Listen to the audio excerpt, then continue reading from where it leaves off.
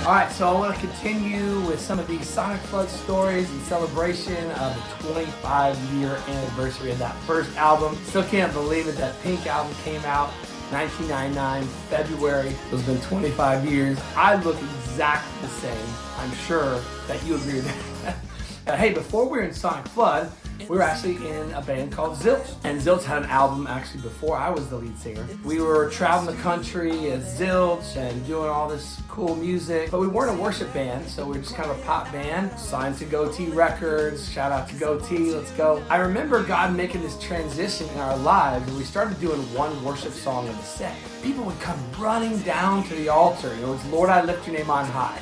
And people were raising their hands, and I wasn't from this expressive background in the church where people lifting their hands, crying out to God, running to the altar.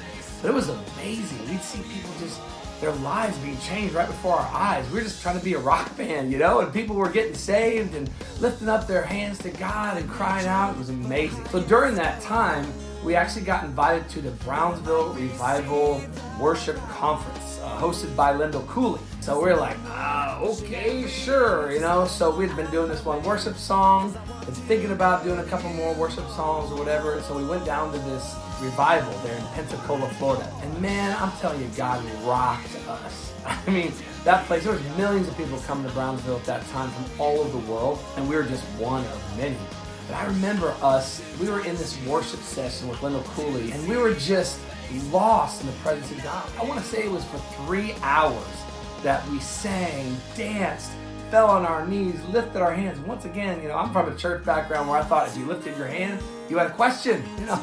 It just changed my life, the way that I see God, the way that I connect with God vertically through worship music. So in that process, God was doing something to prepare us. We were still thinking about doing a Zilch worship album. It was just one of those things we were talking about with Goatee, maybe a one-off, that type of thing.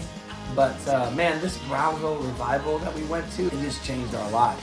Again, that's just one of the little stories. I hope you enjoy that. I'm going to keep sharing a few more in celebration of 25 years of this Sonicflood album.